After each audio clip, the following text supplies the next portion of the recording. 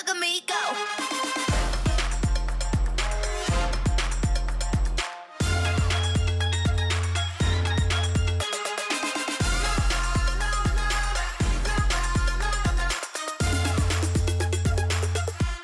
Look at me go. Yo, apa khabar semua? Salam sejahtera. Selamat datang ke Berbulu dengan Ben. Dan edisi yang terbaru ini aku nak ingatkan kita akan bersama dengan Ellie seketika nanti dari London. Dalam BDB di London, kita akan ada kuis BDB pada hari ini di mana ada 3 soalan yang kena jawab. Actually 2 soalan lah kalau jawab dengan betul. Kalau tak, ada tiebreaker punya question untuk menentukan kau menang hadiah ataupun tidak. Isyarat memanggil tu akan ke udara seketika nanti. Pastikan korang jangan pergi mana. Dan of course, macam biasa untuk mulakan program kita pada hari ini, aku nak jemput ataupun memperkenalkan tetamu aku pada hari ini. Istimewanya aku bawa balik Bro Hans setelah sekian lama. Bro Hans, apa khabar Bro Hans? Aku baik, tapi hari ni rasa macam sejuk sikit lah. Betul, betul. Sejak belajar meraihkan seri ni lain macam Dia baru-baru nak panaskan badan. Faham-faham lah kan? Kalau sebelum ni agak kelam sikit. Tak panas ke itu kat Enfield? Agak panas sebab tu aku cakap dia nak memanaskan badan. Tapi hari ni agak sejuk sikit lah. Oh, steady lah Bro Hans. Cap hari ni ditaja oleh siapa? Ditaja oleh, tak nak sebut dia Tak punya boleh brand. sebut. Jangan sebut, jangan sebut. alamak. Hafiz Sajahan. Aku Hafiz suka hati Sajahan. aku tambah al kat depan nama. Hello Ben, Hafiz Sajahan di sini. Okey, so anda merupakan Saya merupakan penyokong Manchester United and juga content creator untuk Astro Malaysia.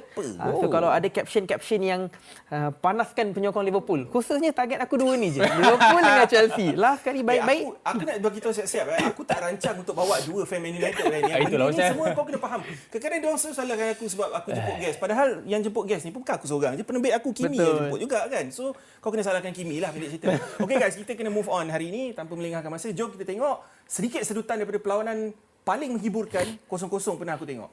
Oh, what a draw lah. 0-0 dekat Anfield. Ramai yang kata game, aku baca ramai yang kata membosankan. Tapi aku tak faham kau tengok game mana. Sebab bagi aku game ni langsung tak membosankan kerana kalau kau perhati dalam second half tu, nampak seolah-olah hujung ke hujung, end-to-end football yang kita saksikan dalam game. Ya, agree. Dan lagi satu, untuk sebelum ke game ni sebenarnya ada 3 tim lain yang sebenarnya menyaport MU. Arsenal, City dan Spurs. So 3 fan selain daripada Liverpool ni, aku rasa sangat-sangat happy dengan result yang ada. Sebab walaupun kita nampak game ni macam orang boleh cakap game yang boring dan sebagainya, tapi this is a very quality attacking and defensive style of play. Aku tak tahu sama ada kita perlu bangga ke tak bro because dulu kita celebrate win tau. Tapi sekarang now ni we kita celebrate seri. draw. Maknanya kau mengakulah kau meraihkan seri. Yes. Ya, Bila betul. bangun tu, bila kita tengok, kita habis je kita tengok satu sama kan. Wah, Maksud exciting. kau 0-0. Yes, kosong. Kau happy sangat sampai kau lupa skor. Kosong-kosong tu bayangkan. Dalam season ni, aku masa Manchester United lawan dengan Chelsea tu, walaupun menang dengan cara macam gitu, aku tak happy tu. Tapi bila tengok MU draw 0-0 dengan Liverpool, dia punya seronok lain macam, tak tidur sampai pagi ke tu. Betul, penyokong Liverpool geram lah. Okey, tapi secara jujurnya lah kan, bila kau tengok rekod, sebab sebelum game aku tengok pre-match punya preview, banyak result yang 4-0, 5-0. Aku ingat lagi kat Old Trafford kena 5-0, 4-0. Lepas tu Betul. yang last season 7-0. Kita semua ingat. Salah punya rekod dengan Man United je. Aku dah tak kira sebab dalam fantasy pun kita boleh nampak Salah punya rekod dengan Man United antara yang terbaik dalam mana-mana team. Agree. Kan? Apa expectation kau dalam game ni? Sebenarnya expectation kita, aku rasa aku sendirilah memang kena bantai lah. 3-0, 4-0. Tapi nampak kita kena seri 0-0. Everything is okay. Tapi tak berapa happy selepas hari keesokannya dengar yang diorang tuduh kita low block dan sebagainya. Taktik is taktik. Betul tak bro? Okey, ya betul. Okey, itu soalan yang aku nak tanya. Tapi sebelum kita cerita pasal kecoh kat media sosial, pasal low block, fan Liverpool ke fan neutral tak puas hati, kita tengok dulu satu grafik ataupun statistik yang kita dah sediakan untuk korang. Ini adalah tim dalam sejarah yang paling banyak mencatatkan shots, tak kisahlah target ke, on target, off target ke, dalam perlawanan Premier League tanpa menjaringkan gol. Kalau kau tengok, 34 yang dilakukan oleh Liverpool pada tahun ini adalah antara yang dicatatkan dalam top 10 yang ada dekat situ. Yang paling tinggi adalah Chelsea pada tahun 2014. Nak harapkan Chelsea sekarang yang harap lah kan. Tapi maksud aku Chelsea 2014, Chelsea yang berbeza Chelsea lah. prime. Dan kalau tengok yang paling dekat pun tahun apa? 2016. Everton lawan West Brom. 33 shots. So, secara jujurnya, kalau orang tengok stat, dia orang akan fikir, Liverpool control siut game ni, padu. Tapi aku tanya kau secara jujur lah. berapa banyak je betul-betul chances Liverpool ada dalam game ni? Selain daripada trend punya rembatan jauh tu yang buat Onana tercegat, mungkin tandukan Virgil van Dijk, try daripada dalam box kelang kabut daripada Konate. Apa je yang dicipta peluangnya daripada Liverpool dalam game? In terms of overall, sebenarnya aku betul-betul salute pada Liverpool dalam game ni sebab dia orang boleh create sebanyak mana yang dia orang mampu dan dia orang boleh try shot dalam box saja. Aku rasa dia dekat 20 something, you know. Dan 20 something tu, kau tahu siapa yang hadang semuanya? Rafael Varane. Rafael Varane. Betul. Tapi satu je lah, dalam banyak-banyak chance yang dia orang create dan sebagainya, sebenarnya dalam game ni dia orang Liverpool cuma ada satu big chances sahaja. Itu sahaja chances yang dia ada, dan sebenarnya chances yang dia orang ada tu sebenarnya incomparably dengan Man United. Man United pun dalam seluruh shot yang dia orang ada dan chances yang dia orang create, dia orang cuma ada satu big chances, which is senang cerita dekat sini, kau serang macam mana pun, kau gitai bola tu macam mana pun, at the end of the day, kau punya stats in terms of big chances yang equal to goal, sebenarnya kau sama dengan MU saja. Peace, aku berani cakap lah sebagai neutral. Aku neutral. Aku tak support mana-mana team. Bila aku tengok best chance of the game, bagi aku mungkin fan Liverpool akan sanggah apa aku cakap, tak setuju dengan aku. Chance Rasmus Højlund is the best chance in the game, bro. Betul. Dan jangan lupa Garnacho, kalau tak kerana satu last ditch Trent Alexander-Arnold punya tackle ataupun dia punya terjahan tu, mungkin satu lagi peluang keemasan untuk Man United score. Betul. Menyentuh tentang Garnacho, kalau dia shoot pakai kaki kiri, rasanya okey tu. Tapi kaki kanan, orang tu dah sempat ambil dah. So ada yang mengatakan bahawa macam Liverpool ni tak ready. Liverpool tak ready ataupun sebenarnya luar pada expectation mungkin orang datang, orang memang target nak belasah, overconfident. Tapi United pula doesn't come toe to toe. Diorang pula defend. Itu agak surprising lah untuk diorang datang tak nak main lah sebenarnya. Betul-betul nak defend. So korang mengakui yang memang United turun dengan game plan. Erik ten Hag mungkin dah cakap siap-siap, okey, ni satu lagi benda yang aku nak tambah on top of low block yang dipamerkan oleh Man United. Yang ketara memang Ten Hag before game pun muka dia senyum, confident sebab dia dah tahu game plan dia dah. Dan dia tahu tim dia mampu buat apa dengan pengalaman yang ada macam Varane, Luke Shaw apa semua kan. Tapi satu benda yang kalau tak tahu korang perhati ke tak, tiap kali player macam Anthony, Luke Shaw yang buat tackle ataupun digertak dan sebagainya, diorang tak react. Agree. Diorang siap say sorry, diorang pergi salam balik. Agree. Anthony tu bayan, bai. Tapi dalam game ni aku nampak Anthony yang berbeza. So point aku nak tanya kat sini, adakah ini semua taktik? Macam Ten Hag selalu guna taktik untuk memastikan modal penyokong ke-12 Anfield tu tidak digunakan sebaik mungkin. Aku agree. Sebab satu benda dalam game ni yang aku perasan, game approach diorang sangat-sangat berbeza dengan game-game yang lain. Aku rasa sebelum match ni start, aku rasa Sir Alex Ferguson ada turun dekat bilik persalinan dan cuba untuk orang cakap tarbiyah diorang dan sebagainya. Sebab memang betul apa yang kau cakap tu. Bila aku tengok pada Anthony misalnya, Garnacho dan sebagainya, bila diorang di-provoke, tak ada langsung satu reaction yang normally kita akan tengok. Lawan Burnley, lawan Bournemouth, kita nampak benda tu. Tapi dalam game ni yang buat aku memang shock gila, satu benda. First kau tengok Anthony buat tackle gila. Lepas tu Dalot, like clean tackle and something like that. Dan kalau kau perasan, sebenarnya dalam game Liverpool lawan MU ni, in terms of foul, is actually Liverpool buat foul double triple daripada MU. Betul. Double triple daripada MU. Yang selebihnya aku nak sambung kejap lagi lah. Tapi the thing is yang aku nak sampaikan dekat sini, aku rasa MU datang dengan tactical ataupun game approach yang sangat-sangat clear dan diorang menyudahkan dalam game tu. Rafael Varane bagi aku antara man of the match dalam game ni. Selain daripada peranan yang dimainkan. Kau bayangkan seawal minit keberapa dalam first half, tak saku pertengahan first half tu, kau dah nampak Amrabat dengan Kobbie Mainoo, dua-dua defensive midfielder dah kena kad kuning. So kau bayangkan, sebagai dua player yang main away from home lawan Liverpool, yang ramai jangka akan belasah Man United, dua player yang memang wajib kena buat tackle, kena defend, dah kena kad kuning awal. So bagi aku kredit pada diorang dua lah. Rafael Varane berapa banyak block shots yang dia buat dalam game tu, tak dinafikan. Tapi apa yang betul-betul membanggakan kau tentang performance Man United? Aku tahu ini bukan Man United yang ada identity ataupun free-flowing football. No.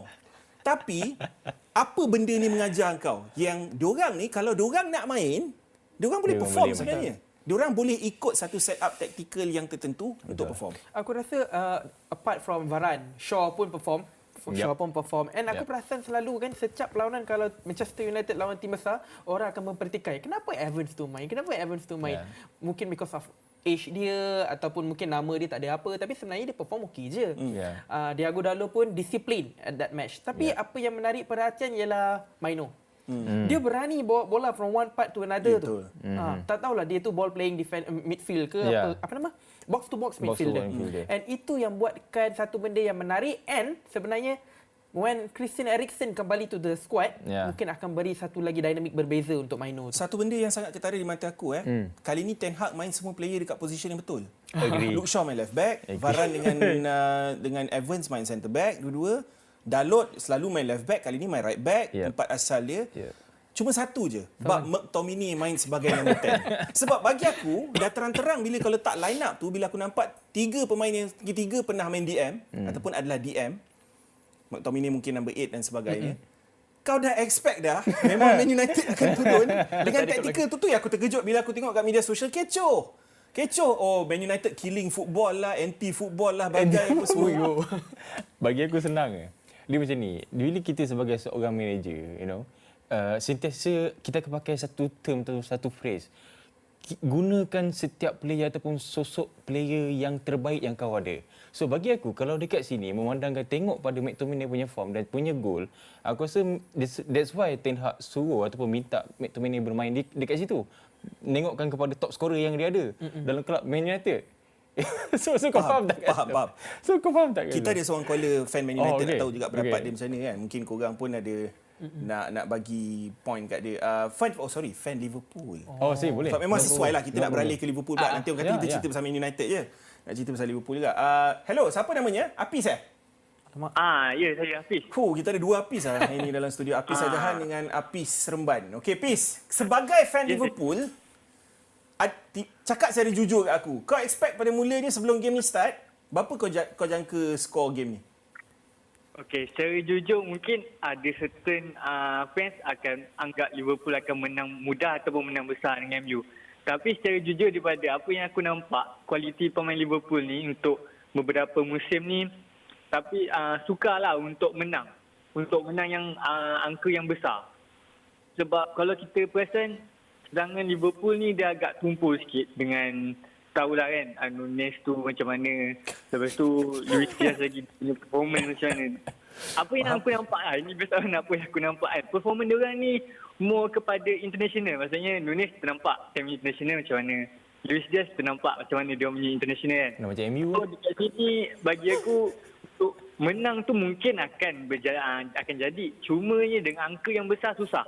Walaupun MU dalam prestasi yang kurang baik, tapi kita kena fikir statistik tu perlu juga. Tapi kita kena tengok Liverpool ni bila dia dapat tim yang parking bus ataupun main yang terlampau defensif, diorang memang mati akal. Faham. Aku setuju dengan kau 100%. Dan kau antara fan Liverpool yang paling realistik lah yang aku dengar. Sebab bila kau ulah balik kenapa kau tak percaya Liverpool akan menang besar, logik juga apa yang kau cakap sebenarnya. Sebab kalau kau tengok Darwin Nunes semalam, aku nak tanya kau sendiri lah Peace, sebelum kita tinggalkan kau. Darwin Nunes di mata kau, adakah dia akan finally, orang kata dalam bahasa Inggeris, fulfill dia punya potential, ataupun kau rasa dia adalah 80 ke 90 juta punya signing yang merugikan? Okey, bagi aku buat masa sekarang, secara jujur sangat merugikan. Buat masa sekarang. Sebab kita nampak bila serta-serta permainan dia tak boleh nak jadi. Tapi untuk masa sekarang lah, untuk jangka masa akan datang tak pasti. Sebab kita tahu Liverpool ni memang dah tak ada attacking selepas Jota injury kan. So memang harapan dia bergantung pada Nunes. Tapi Nunes tak dapat bantu apa sebab di setempat dia memang tak boleh. Macam kalau perasan masa tu Luis Diaz nak dapat skor tapi penalti, tapi dia lost. Masa tu dia lost. Dia nak shoot ataupun dia nakkan fall tu kan. So kat situ dia orang kata macam was-was lah untuk do something lah bila something kena buat. Peace, thank you so much Peace. Kita nak sambung sembang pasal Liverpool ni sebab masa pun tak mengizinkan. Terima kasih Peace, jangan serik lain BDB. Jangan lupa try untuk isyarat manggil quiz BDB selepas ini, alright? Darwin Nunes antara topik utama sebab kau nampak dalam satu klip tadi tu pun orang hantar kat dia, so dia head ke Fapus, dia pula tanduk kat member untuk try. Aku tak faham kadang-kadang gameplay Darwin Nunes ni kan. Pada waktu yang sama Apa yang kau nampak kekurangan semalam game Liverpool? Sebab bagi aku tak boleh kata Liverpool tak main bagus sebab diorang control game, diorang create chances. Tapi diorang tak ada ruang sebab korang main Man United kan. Korang main terlalu compact. Agree. Dia almost man to man tapi tak adalah man to man sangat, lebih kepada zonal. Tapi kau nampak kan macam mana compactnya disiplin yang dipamerkan oleh Man United tu. Aku nampak daripada segi defensif punya compactness, dan lagi satu yang aku perasan, Ten Hag punya game approach masa lawan dengan Liverpool ni, aku tengok dia orang try banyak in a way cut passing lane punya style tau. So dekat passing lane dekat banyak area of possession yang Liverpool nak try. Okay. Tapi bila cakap pasal Nunes ni, kita jangan borak pasal game lawan Man United. Game-game sebelum ni pun even depan gawang punya shoot yang dia patut habiskan pun dia memang tak boleh nak habiskan. Jadi kau jangan expect dalam game sebesar yang macam lawan dengan MU ni. Tapi in terms of overall, aku sangat-sangat memuji Liverpool punya attacking dalam season ni. Tapi agak terkejut jugalah bagi aku bila tengok Liverpool dengan shot yang jumlah yang besar macam itu tapi tak boleh nak buat finishing. Okey, Diogo Dalot punya double yellow card. Okey. Ada orang ada orang ingatkan aku yang sebenarnya Martinelli pernah kena benda yang sama. Betul. Aku cuma terlupa lah pasal benda tu. So ramai yang Burn, kau lupa lah Burn. Macam okey fine aku terlupa. Tapi pendapat kau, sebab sekarang ni dengan isu Sin Bin tengah kecoh, ref ni memang dia tak suka kalau dia orang ditegur ataupun ni bukan ditegur lah, ni kira kena maki lah kan. Apa pendapat kau tentang benda tu? Okey, pada pendapat aku, apa yang Diogo Dalot buat ni, kad kuning yang dua ni sebenarnya disebabkan oleh Descent adalah satu benda yang mana kali ni season ni memang diberikan penuh perhatian. Because kalau banyak bising ke, banyak melawan ke apa, akan dapat kad kuning. Mikel Arteta sendiri, seorang jurulatih 4 kad kuning yang disebabkan oleh Descent. Manchester City kena gantung 150,000 kerana berlawan dengan referee, lawan dengan Spurs hari tu. So sebenarnya pada pendapat aku lah, I'm not sure about pendapat bro ke apa, pada aku rasa ni adalah untuk menjaga referee itu sendiri juga. Because disebabkan VAR, sekarang ni lebih ramai yang benci kat referee sebenarnya. Faham, tapi kau kena fikir agak realistik. Ini adalah game yang ibarat derby tau. Kau expected passion. Kau expected frust sebab diorang tengah defend dah masuk waktu kecederaan waktu tu. And dia tak dapat decision yang bagi aku terang-terang saya ni throw in waktu tu kepada Man United kan. Dia move macam ni sebenarnya yang Dalu punya moment tu sebenarnya. Dalam early game kita dah nampak momen yang sama lebih kurang daripada Nunes. Yang masa Nunes elbow Evans dan ada dua kali yang Nunes maki referee indirect. Ada provoke ref lagi. Yes, betul. Provoke ref, maki ref dan juga dia shoot the ball out bila whistle tu dah di-blow. So benda yang sama sebenarnya. Tapi bila nak cakap pasal referee yang dalam game Liverpool ni, aku akan cakap satu. Michael Oliver ni dalam season ni 75% dia punya yellow card dikeluarkan hanya untuk player Man United. Apa? Try cari. Macam ada agenda je. Kau jangan biasa fan Arsenal dia cakap ada agenda terhadap mereka. Kau jangan jadi kelab yang mengaku tiba-tiba ada agenda terhadap korang pula. Kan? Jangan. Itulah kita Kita benda yang betul. Okey, tapi ada seorang individu yang takkan kecoh pasal agenda. Namanya adalah Safi Salih. Sebelum itu jom kita tengok dulu sedutan episod 10 yang terakhir. Look at me go. Alright guys, macam biasa aku nak ingatkan kepada korang semua untuk stream episod penuh di laman Astro Go, dekat Spotify, dekat Shop Podcast, Apple Podcast. Semuanya kita ada platform untuk korang sama ada mendengar ataupun menyaksikan berbulu dengan Ben secara ulangan untuk episod-episod yang korang terlepas. Semua platform ada macam aku cakap tadi, ada Astro Go, ada Apple Podcast, ada Spotify dan juga ada Shop Podcast pada waktu yang sama. Dan pada bila ada time nak undi tu, undilah untuk kita orang. Kita cakap lah. Kita move on sebab aku nak ingatkan korang ini adalah masanya untuk isyarat memanggil untuk kuis BDB. Call sekarang nombor yang tertera dekat bawah kejap lagi untuk korang berpeluang memenangi hadiah eksklusif dalam kuis BDB di mana aku akan tanyakan 2 soalan. Kalau jawab dengan betul dua-dua terus menang. Kalau satu betul satu salah kena masuk tiebreaker punya question untuk menjawab dan tengok kalau ada rezeki untuk menang. Okey, nombornya 038957 8463. Call sekarang. Tak mau lengahkan masa. Untuk topik Man City ni, kita nak throw kepada Ellie dalam BDB ini London terlebih dahulu. Hi BDB, hi Ben and hi everyone yang dekat rumah, yang dekat studio yang tengah tengok show ni. Kita dah sampai segmen di mana Ellie nak cuba rungkaikan sama-sama dengan korang apa masalah terbesar Manchester City at this point of the season. Dapat 34 points je, tangga keempat di bawah Liverpool and Aston Villa. What actually goes wrong? Sebab kalau kita tengok balik recent performance lawan Crystal Palace, 2-2, dari segi performance overall, it was a good game untuk Manchester City. As usual lah, macam mana Pep main dengan squad dia. 74% possession, pin back Crystal Palace dalam diorang punya own half throughout the most part of the game. And rasa macam wow untuk semua orang is setiap seorang daripada 10 outfield player Manchester City created chances, tapi mana rate of conversion and mana rate of finishing for the squad right now. Because Ellie ingat lepas game Manchester City draw dengan Spurs 3-3, Pep ada kata the only way to move forward is for you to just create more chances and concede less goals. Simple football maths, and that's exactly what they did lawan Crystal Palace. You takkan dapat perlawanan bola sepak di mana setiap salah satu 10 outfield player di atas padang actually created chances for the team. You don't get that. Tapi at the same time, diorang still tak pernah secure 3 points kat laman sendiri lawan Crystal Palace. And then right now, fans started to question berapa banyak substitution yang Pep buat in-game management throughout the whole season so far. Because untuk like by numbers, Pep is actually manager yang sekarang ni dekat bottom of the list dari segi paling sedikit buat perubahan dalam game dari segi substitution. Kita nak cakap pasal let's say Di Zerbi buat around 80 substitution so far at this point. Okay, so you ada that number 80. Pep sekarang dekat nombor dia hanya 48 perubahan yang dia dah buat dalam game untuk masa kini. And I thought that's probably so low as compared to the kind of numbers yang dia buat last season at this point bulan December, like way more. I mean, he has his own coaching logic for that, tapi kita tak faham. So maybe korang yang kat studio boleh rungkai-rungkaikan and bagi kita orang faham sikit. Tu je. Bye. Aku suka macam mana kerajinan Ellie untuk cari point pasal substitution. Tapi kejap lagi kita akan beritahu kenapa Pep tak buat substitution. Last 6 results mereka itu tertera di mata anda sendiri. Anda boleh nampak sendiri. Satu kemenangan daripada 6 perlawanan. Tu kira disaster lah untuk Pep. Pep punya level lah. Tapi bagi aku paling disaster adalah game Aston Villa. Bukan sebab dia kalah. Cara dia kalah. Kalau kau tengok game tu, selepas minit ke-11, City langsung tidak mencipta apa-apa XG dalam perlawanan itu. Pendek cerita, tak ada mencipta sebarang peluang lah. Betul. Yang betul-betul boleh skor.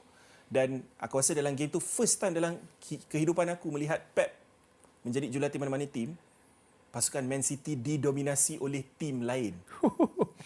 Yang aku tak sangka tim itu adalah Aston Villa. Tapi mungkin logik juga di bawah Unai Emery pada season ni. Pendapat kau, Bro Hans, bila kau tengok Man City setakat ni dalam 17 game? 17 game dan semenjak daripada November satu-satunya game yang dia orang menang selesa 3-0.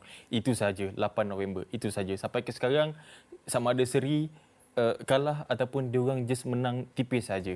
So bagi aku approach Pep dalam season ni sebenarnya banyak juga benda ni aku dah petik daripada sebelum start season lagi, dekat mana betapa salahnya decision dia orang untuk mengeluarkan Gundo, Mahrez dengan situasi KDB sendiri, dan sebagainya, dan tanpa dia orang replace player, based on sekarang, Ben, kalau kau perasan, player yang cuma dimainkan in regular just Josko Gvardiol, itu saja.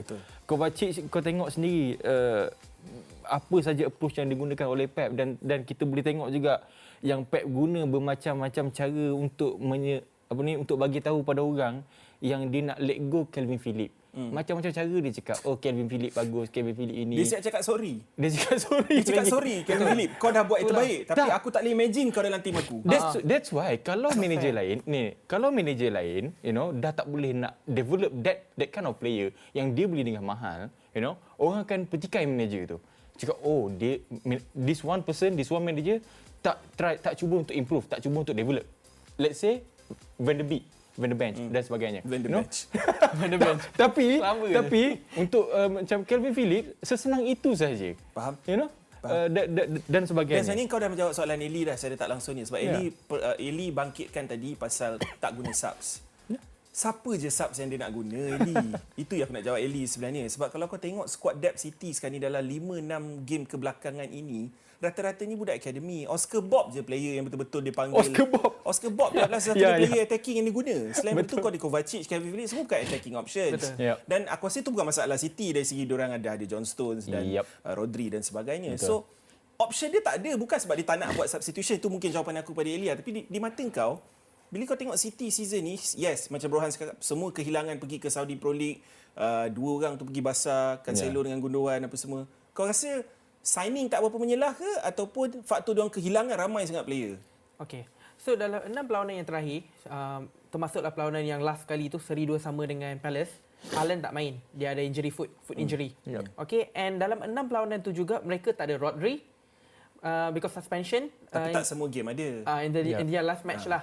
Kevin De Bruyne cedera, and also yes, balik pada Gundogan. Gundogan tak ada.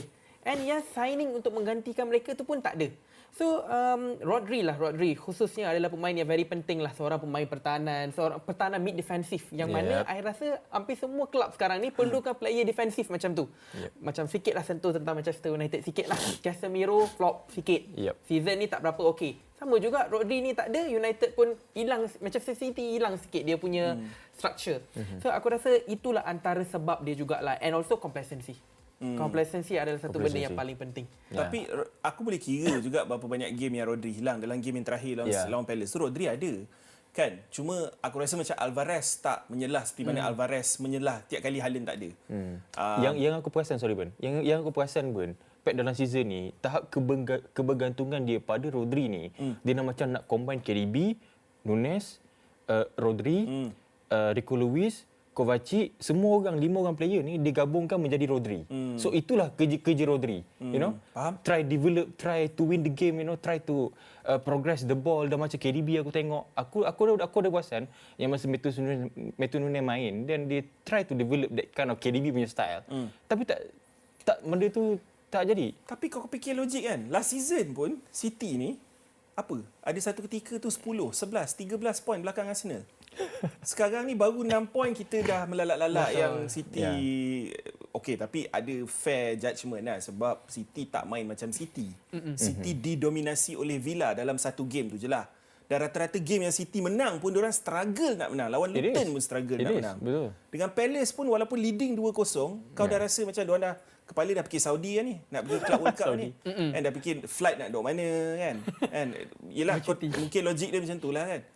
Tapi macam mana diorang boleh, sebab kau anggap City ni antara defense terbaik dalam liga. Kalau kau tengok stats XGC diorang, masih lagi dalam top 3 antara yang terbaik. Tapi macam mana diorang boleh melepaskan 2 gol di home ground mereka dalam 14 minit yang terakhir dia? Betul. 3 perlawanan yang terakhir, even lawan Chelsea, lawan Spurs, lawan Palace, ketiga-tiga diorang concede at the very last minute. And aku rasa berbalik-balik kepada mereka tahun lepas menang treble, we give everything, and sekarang ni kita dah mula goyang sikit. And I rasa betul, kembali balik kepada complacency. Complacency mungkin dia more pada mentality, winning mentality, yang mana sebenarnya mungkin boleh didapatkan balik, boleh kita dapatkan balik waktu diorang dekat Saudi Arabia.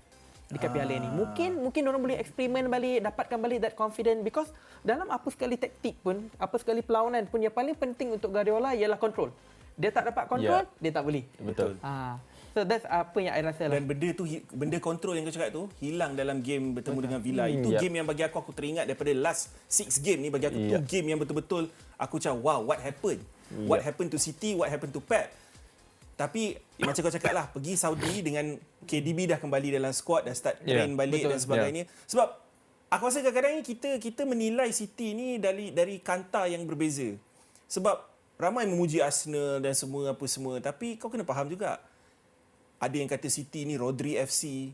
Tapi come on lah, diorang bukan saja mengharapkan Rodri, diorang tak ada KDB weh. John Stones, kau boleh kira je berapa banyak game yang dia main pada musim ni sebab kerap sangat injured, kaca. Kan? Tapi aku tak rasa City, of course, mana-mana tim, kalau Arsenal kau keluarkan Rice dengan Saliba, dia orang tak boleh main. Bukan tak boleh main, boleh main, tapi bukan Arsenal yang sama lah. City kau keluarkan Rodri dengan KDB, different team. So fair ke penilaian orang ramai ataupun neutral ataupun media terhadap City punya current flop ni, orang kata? That's why aku akan berbalik semula kepada yang di awal season, persediaan diorang di awal season, you know. Bila kau hilang macam-macam jenis player dan kau utamakan ego kau untuk fight dengan, let's say, Cancelo dan sebagainya, you know. Benda tu tak mendatangkan benefit langsung. So maksud kau salah Pep? Aku tak akan cakap salah Pep sepenuhnya. I mean like kau ada orang yang akan backup di sebalik kau untuk filter apa yang kau cuba nak. Let's say kalau kau tak nak Cancelo, confirm akan ada orang yang akan approve dulu benda tu kan. So that's why kalau aku as a Pep, aku takkan let go Cancelo macam tu saja, you know. Even last season pun dia let go ke Bayern dan sebagainya. Tapi Cancelo pun ada buat perangai juga. Dan Agree. kan Pep style dia dengan mana-mana player pun, kalau kau betul-betul nak caw, kau boleh caw. Yep. Even Sterling dulu dia buat benda yang sama, Jesus dia buat benda yang sama, Zinchenko dia buat benda yang sama. Betul. Cancelo memang key player dia kan. Yeah. Dan dia sayang Cancelo, tapi bila Cancelo dah buat, dia kena berpegang pada prinsip dia lah, aku rasa kan. Maybe. Cuma satu benda yang Pep pernah bagi tahu dulu yang mengatakan pada aku yang signing ni semua bukan Pep yang pilih semata-mata tau. Dia pernah cakap the club gave me Akanji. Bermaksud tak semestinya dia yang memilih Akanji, tapi at the end of the day Akanji menjadi antara pemain kegemaran dia. Betul. Mengatakan pada aku dia orang ada sistem dengan sporting director dia dan sebagainya yang memilih profil player yang dia nak. Bukan dia pilih player tu semata-mata. Mungkin antara yang dalam era Pep dekat Man City ni bermaknanya sama ada orang yang filter ataupun approve the player ataupun talent yang nak dibawa masuk ni berubah ke macam mana? Sebab kalau nak compare talent search ataupun scout selection yang diorang hire, yang sampai sekarang player yang diorang beli based on 6 years back, 5 years back, 3 years back, sangat-sangat berbeza. Tapi satu player yang aku tahu Pep memang suka lah, sebab dia pernah sebut pasal player ni sebelum player tu pergi Wolves. Dia dah petik nama Matheus Nunes dekat media ketika Matheus Nunes dekat Liga NOS lagi. Dia dah petik nama Matheus Nunes. So bila Matheus Nunes masuk City, aku tak terkejut tengok dia masuk City sebab dia aku rasa antara player yang Pep betul-betul nak. Dan kau tahulah mana-mana City player bila masa perform first season bro. Jack Grealish first season perform tak? Even Riyad Mahrez masa dia datang daripada Leicester first season perform tidak? Kan? So bila kau tengok Kovacic, Nunes, semua new player yang dia buat masuk ni, aku tak expect season ni dia orang akan menyelah. So that's why dia orang memainkan peranan yang macam bila perlu je. Kan? Agree. Tapi that's why bila cakap pasal nak bagi ruang pada orang baru untuk join venture and try to develop together, perlukan satu benda, perlukan squad depth. So tengok pada situasi sekarang ni dengan kau cuba nak put the winning mentality back and everything, dalam situasi yang sekarang ni, kalau kau tengok berapa banyak game yang Rico Lewis sendiri yang pair dengan Rodri, benda-benda macam ni. Aku tak cakap Rico Lewis start sebelah Rodri benda yang buruk, benda yang bagus sebenarnya, tapi bila nak tengok macam play-play macam Matheus Nunes dan sebagainya, Calvin Phillips dan sebagainya, untuk dia orang pergi lagi lebih baik, lebih better, develop further in City, sayanglah. Okey, tapi kesimpulannya berdasarkan gameplay Pep sekarang ni, mungkin ada tim yang dah tahu macam mana nak counter mereka. Bukan counter dalam game, tapi maksud aku counter taktik Pep ni. Mungkin Unai Emery salah satunya. Kita nampak ketara dalam game tu kan. Crystal Palace ni bagi aku bernasib baik lah, sebab mereka didominasi rata-rata sepanjang game. Tapi bila kau tengok kadang-kadang ada unsur-unsur overplaying juga. Macam dulu kita pernah menceritakan tentang Arsene Wenger yang overplay untuk menjaringkan the perfect goal.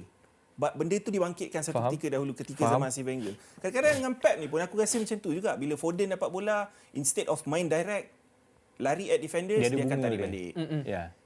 Belah kanan, belah kiri tak kisahlah. Dia ada bunga. Complicated kan game. Grealish buat macam tu. Cuma Doku yang bawa benda yang berbeza. Direct kan.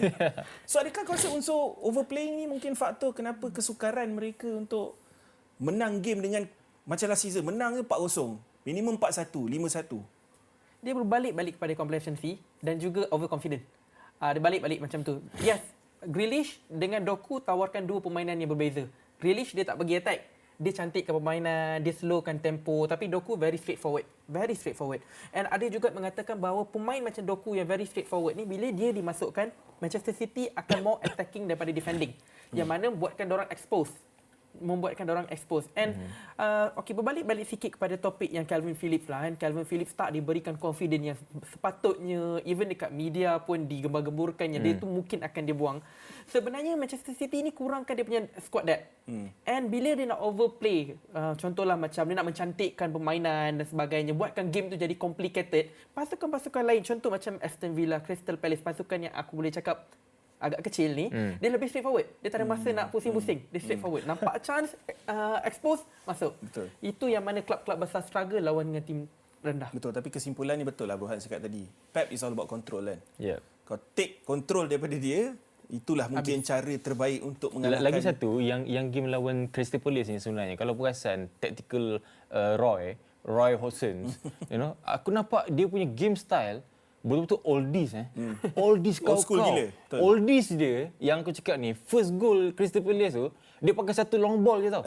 Satu long ball pergi ke depan yang Ruben Dias dan siapa dah tak dapat nak kejar dan skor macam tu. Betul. Dan even gol kedua Kelakar. pun ada unsur kau nak salahkan Ruben Dias tu pun satu lagi topik menarik pasal form Ruben Dias yang merudum gila-gila. Mungkin kita tak berkesempatan untuk cerita tentang form Ruben Dias, tapi kita akan berehat sebentar guys. Bila kita kembali selepas ni, segmen ketiga ni memang pack. Kita ada quiz BDB, kita ada FPL, kita ada review Liga Super. Pastikan korang jangan ke mana-mana. Look at me go.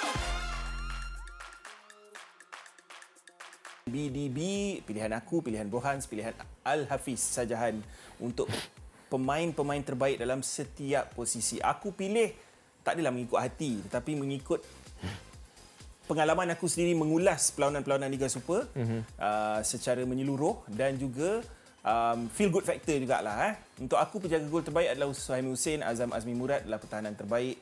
Arif Aiman of course aku rasa aku seorang je. Penyerang adalah Iron Del Valle, bukan kerana dia adalah top scorer semata-mata tapi juga sebab dia adalah pemain yang boleh beraksi dalam pelbagai posisi. Tapi mungkin kita confuse siapa yang kata penyerang Arif Aiman dikira sebagai penyerang ke apa, Bro Hans? Al-Hafiz Sajahan? Yes, aku letak Arif Aiman more kepada penyerang. Because aku lebih suka penyerang daripada bahagian kanan, bahagian winger and so on. Jadikan dia right forward lah. Bukan right midfield, right forward, right Faham. winger. Mungkin kau confuse lah. Boleh Aku diterima. jadikan dia Sebab striker. bila Boleh anugerah bola diterima. sepak kebangsaan nanti, aku tak yakin dia Arif Aiman yang akan dikategorikan sebagai penyerang. Itulah high scorer pun orang Tapi lain. tak salah lah apa yang kau cakap tu, tak salah lah kan. Sebab Betul. Adil lah bila kau kata right forward tu in a way Boleh. attacker Penyerang. juga Kita kan. buat dia. Jangan Modern kita buat football dia. dah berbeza Kita dah. buat dia. Tak ada betul dan tak ada salah. Okay? Tapi aku nak tahu juga macam pilihan Brohans. Aku nampak nama Paulo Josue kena petik dekat situ. Ya, betul. Kau dipilih Garuf Fahmi Cik Mat. Lambat. Boleh tak bagi tahu aku logik pemilihan player-player terbaik kau dalam setiap posisi? Okay. Aku select Bergson. Aku tahu Forestieri is far better, in terms of overall performance. Tapi aku akan masih select Bergson. Untuk midfield Paulo Josue, aku faham Brandon Gunn, Orozco dan sebagainya sangat-sangat bagus. Tapi aku rasa aku patut bagi Paulo Josue, Kita tak nak yang betul-betul mainstream kau-kau lah, yang the hype. Aku nak try untuk bukan develop lah. Nak highlight sikit orang-orang yang sepatutnya digembar-gemburkan ataupun dibagi peluang untuk naik juga mendapatkan award. So maknanya kau tak ambil kira form KL City dalam liga. Ambil juga. Okey. Tapi kita akan ambil juga in terms of clinical dia dan juga in terms of individual performance yang tidak melibatkan tim sangat. Kita faham JDT is a team Yup. yang betul-betul kau-kau, Kalau cakap pasal clean sheet dan sebagainya, of course Shihan. Of course lah, yelah. Clean sheet, bila cakap pasal defensive, backline, of course JDT. Tapi kalau dari segi saves terbanyak tak silap aku, Sik Ishan. Ya. Nombor 2 Suhaimi Hussein. Tak silap betul. aku lah. Betul. Kenapa aku pilih Garuf Fahmi Cik Mat? Satu legend. Okey, satu lagi, walaupun game dia tak banyak, lebih kurang macam Somerville saja. Tapi aku nak tengok juga semenjak daripada bulan 4, bulan 5 dan sebagainya, actually Sabah is undefeated. Betul. So bagi aku faktor experience dia bermain dalam Sabah, aku rasa itu satu benda yang sangat-sangat penting. Memberi keyakinan kepada back four dia juga secara tak langsung. Agree. Miss, kita start dulu dengan JDT. Bukan satu kejutan. JDT menang Liga Super buat 10 kali berturut-turut dan mencipta sejarah. Pada waktu yang sama, sejarah yang tercipta juga.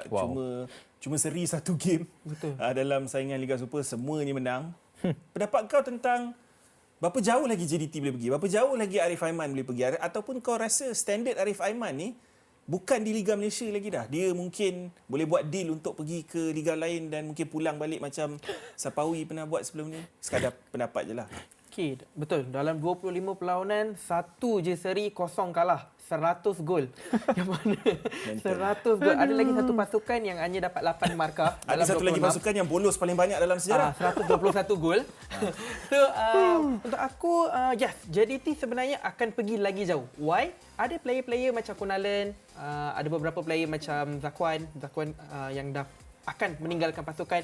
Yang mana ni sebenarnya memberikan lagi ruang untuk pemain yang lebih fresh, yang lebih muda untuk come in. And Forestieri, if I'm not mistaken, dia pun akan leave JDT juga.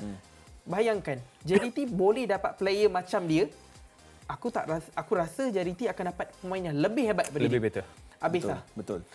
Kenapa aku memilih Azam Azmi Murad? Kerana bagi aku tengok dua tim yang masuk cup final. KL City satu, that's why aku in a way setuju juga kau pilih Polo Jose dan sebagainya. KL City masuk FA Cup final. Terengganu masuk Piala Malaysia punya final. Dan kau tengok perjalanan Terengganu ni rata-rata ramai pemain muda, ubi muda diorang. Azam Azmi Murad pun kira player muda. Dan bila kau tengok performance dia dalam final Piala Malaysia, bukan itu sajalah. Sepanjang musim, bagi aku satu player kau tak boleh nak nego dalam kesebelasan Terengganu kalau diorang nak berada dalam full strength punya team adalah Azam Azmi Murad. Bukan sahaja kerana defending quality dia, tapi juga kerana overlapping ability dan crossing dia. Yang bagi aku meletakkan kenapa dia adalah complete defender untuk aku. Suhaimi Hussein, match week kedua, match week kelima dalam Piala AFC. Dia adalah dah ada dalam team of the week. Dua performance dia lawan Central Coast Mariners dalam Piala AFC antara yang terbaik. Shot stopping dia dalam game tu. So bagi aku kalau kau boleh buat level international standard, kau berhak berada dalam aku punya penjaga gol terbaik. Sebab semua akan kata Shihan ada back four yang betul-betul kebal. Dan dominasi JDT dalam perlawanan pada waktu yang sama kan. Tapi bila kau sentuh tentang Selangor pada musim ni, macam kau cakap tadi, Yohan Orozco apa semua.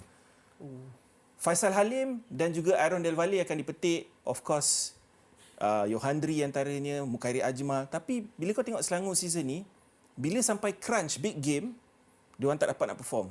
Apa expectation kau untuk next season Selangor? Season ni Selangor kalau kita nak compare dengan point yang diorang dapat, season ni sebenarnya diorang dah boleh menang title lah last season. Betul. Kau. Ikut point lah maksudnya. A very good point in multi season sebenarnya untuk season ni. So untuk next season aku sebenarnya expect improvement yang lebih sedikit daripada Selangor. Sebab bila kita tengok nama-nama yang kau sebut tadi tu, sangat-sangat muda, sangat-sangat boleh lagi di-develop, boleh lagi dibentuk, dengan mentality management yang sangat betul, dengan professionalism yang betul diterapkan dalam tim ni, aku rasa Selangor boleh pergi lagi jauh. Jangan lupa Syarul Nazim Zulfaqar, Quentin Cheng lagi, Yazan Al-Arab yang memang dah kena ban daripada main dengan cerita dia pergi Liga Iraq tak salah aku sekarang. Tapi cerita pasal Selangor akhirnya ke Asia bro. Itu satu pencapaian yang ACL 2 dia orang masuk. Sejauh mana kau nampak Apis kemasukan Selangor next season ni? Yelah, tiap musim kita cerita benda sama. Bolehkah Selangor fight dengan JDT pada level yang berbeza? Kau rasa tim ni boleh? Sebab bila kau tengok player-player ni semua main untuk national team, nampak sama taraf je dengan player JDT. Kan? So adakah kau rasa season Selangor untuk mencabar JDT adalah musim depan? Okay, yes. Before that, aku rasa aku punya favourite player Selangor memang Syarul Nazim. Walaupun at the very young age dia ada maturity. Faisal Halim dan sebagainya, penyerang mereka juga. Okay, tapi aku suka macam apa yang Ben cakap awal tadi. Walaupun diorang okay, tapi bila diorang lawan dengan tim-tim besar, diorang struggling a bit. Itu masalah dia. Yang mana mungkin daripada squad depth. Daripada squad depth dan sebagainya. So itu merupakan satu benda yang mana Selangor kena improve. Yes, ada beberapa transfer rumours yang mana Yazan ada player yang aku ada dengar lah ada seorang player tu yang ditawarkan, dipropose untuk ganti Yazan. And juga macam player Kedah, ada seorang player Kedah pendek-pendek tu. Ada transfer rumours. Okey, ni aku dah dengar untuk orang yang nak tahulah. Mungkin ada yang tak tahu. Azam Azmi Murad dikabarkan ke JDT. Sapawi Rashid dikabarkan kembali ke Terengganu. Okey. Bukan nak kata kembali sebab dulu dia main T-Team kan. So kira sama lah. Lebih kurang. Siapa lagi? Faisal Halim sign new contract, si Tan Cheng Ho sign new contract, Akir Rashid, producer aku cakap Akir Rashid on the way. So banyak transfer rumours yang exciting sebenarnya, yang nampak boleh memperkuatkan sesetengah pencabar JDT. Bro Hans. Untuk aku, that's why bila dengar nama-nama macam ni of course dia akan jadi satu boost yang sangat sedap untuk didengar. Tapi in reality kita nak tengok atas padang. So bagi aku rasa Selangor perlukan exposure yang lebih lagi, untuk bentuk style tactical ataupun gameplay yang diorang nak terapkan dalam next season. Lagi-lagi bertemu dengan tim-tim macam JDT. Okay. Any last words for Kelantan mungkin musim depan? Sebab ada banyak desas-desus kata mengatakan mungkin ada Kelantan next season, mungkin tak ada dan sebagainya. Okay, ramai yang dah left Kelantan. Okay, obviously siapa pun berada kat satu team macam tu memang akan cepat-cepat keluar. And for us penyokong Malaysia, penyokong bola sepak Malaysia, memang kita sayu tengok Kelantan jadi macam tu, jadi laut every week. But we hope mampu, kita ada satu harapan yang mana Kelantan bakal naik balik. I want to see the Red Warriors back again. Yes, betul. And jalan adalah, aku ada dengar beberapa desas-desus mengatakan bahawa mereka sudah pun jalankan those aktiviti ataupun usaha untuk kembali gabungkan balik whatever loose. Okay. Untuk kembalikan. Kita doakan yang terbaik lah pendek cerita. Alright, kita nak move on sebab kita dah ada pemanggil kita untuk kuis BDB pada hari ini dan aku bersyukur dan bertuah untuk mengalu-alukan. Siapa di sana? Hello, nama saya Jude dari Semenyih, penyokong Arsenal. Jude Semenyih, penyokong Arsenal. Alright, Jude, my brother. Jude, Bro, hari ni kita tak ada soalan pasal Arsenal. Tapi aku harap kau betul-betul follow Premier League lah. Sebab soalan ni tak semudah seperti mana yang kau sangka. Aku start dengan soalan pertama dulu. Jude, you get 2 correct, you win. Okay? Okay. You know the rules? Okay. Soalan pertama. Ya. Siapakah 2 penjaring gol Crystal Palace ketika menentang Man City dalam perlawanan yang berakhir dengan keputusan seri 2-2? Lambatlah. Okay. Kita boleh bagi clue kalau dia tak tahu. Kita bagi clue. Jude. You pula kata kan. Okay, dia punya penjaring. First ialah penalti Olise Okay. dan juga Mateta. Tahniahlah Jude. Kau sempat Google tadi kan, aku tahu. Itulah. Bila dia kata okey tu. Lambat sikit. Tak apa, phone ada dekat. Okey. Soalan yang kedua. Kalau dapat jawab ni dengan betul, you win lah. Okay. Okay. Namakan 5 daripada kesebelasan utama Manchester United ketika seri 0-0 dengan Liverpool. 5 player dalam first 11. Okay. Onana. Siapa? Man U or Liverpool? Manchester United. Tapi kau Man cakap apa United. tadi? McDonald? Sorry. Onana. Okay. Onana, Luke Shaw, Sofian Both Amrabat. teams tau. Dua-dua team tau. Man United dan Liverpool. Okay. Onana, Luke Shaw. Combination. Okay. Onana, Luke Shaw, and Garnacho, Okay. and then Ryan Gravenberch. Tak. Man United dulu. Man United dulu. Onana, Luke Shaw. You mean 5 lah? 5 Liverpool, 5 Man United. Okay, faham. Okay. I start balik. Onana, Luke Shaw, Amrabat, McTominay, Højlund. Okay, Højlund. Okay. And then for Liverpool, ialah Alisson, Trent, Konate, Salah, and Ryan Gravenberch. Tanya brother, anda memenangi hadiah eksklusif daripada Astro Arena. Khas dari Berbulu dengan Ben. Jude, you are memang champion. How do you feel brother, memenangi hadiah dalam BDB?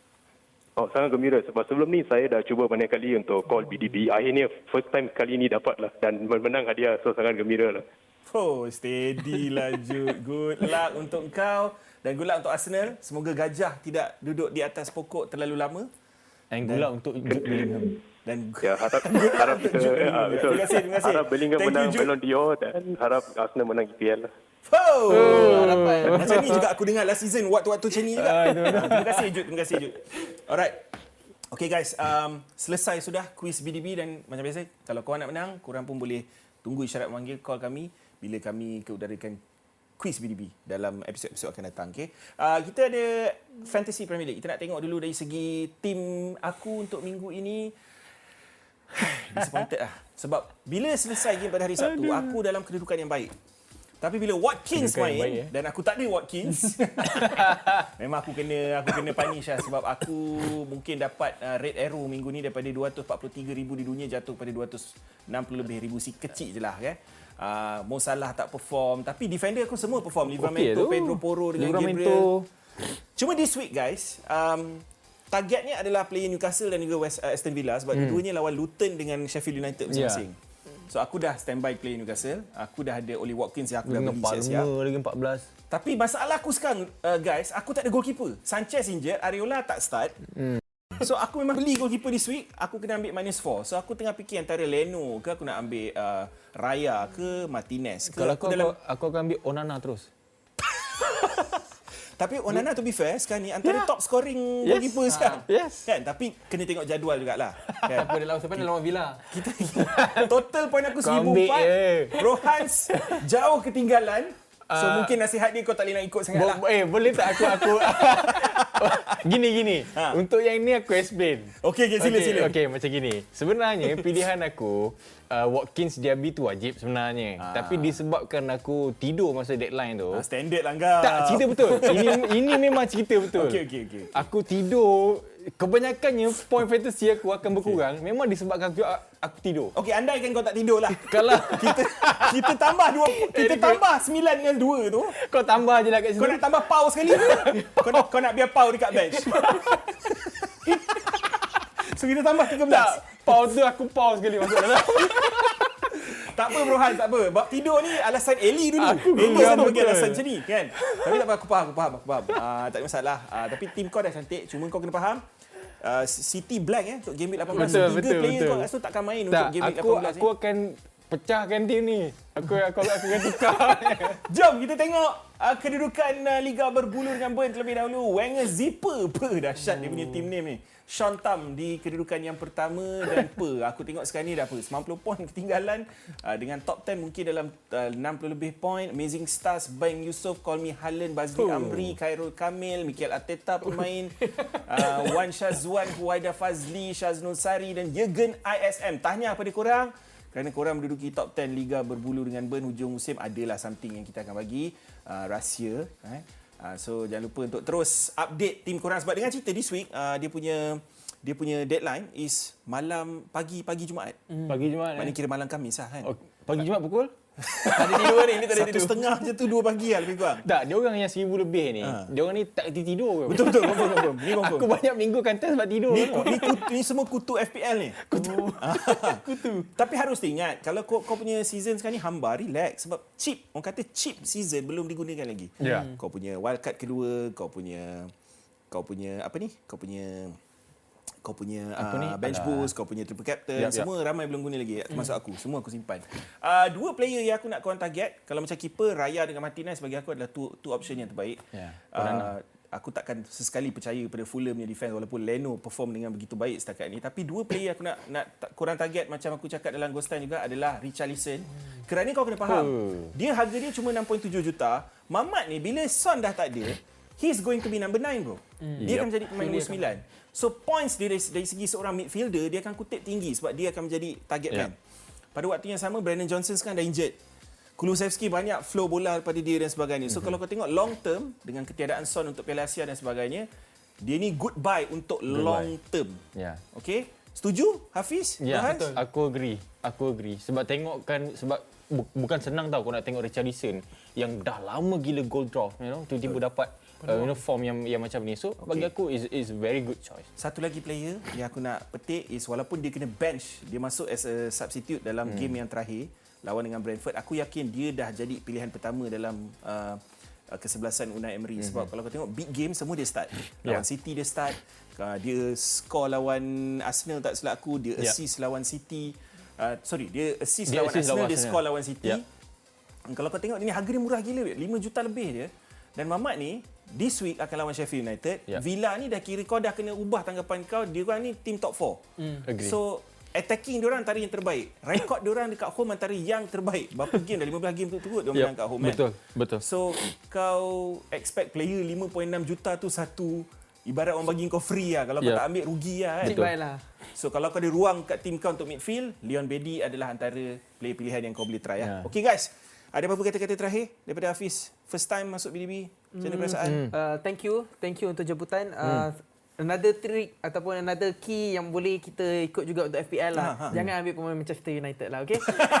Rekod kita akan lawan dengan Aston Villa selepas ni. Tapi Brohan try nak jual Onana kat aku tadi. Jangan percaya Brohan ni. So Onana tu lah, Onana kena hati-hati. Onana mungkin boleh. Boleh, tapi lawan tapi- Aston Villa lah. Tengok macam mana kau cuba nak pancing kan. Okey, tak apa. Terima kasih Hafiz, terima kasih Brohan sebelum diorang meracun kau sekali. Jangan lupa, this is BDB. Kita bukan panik, kita bukan expert. Kita sekarang minat bola sepak macam korang. Kita jumpa lagi minggu depan.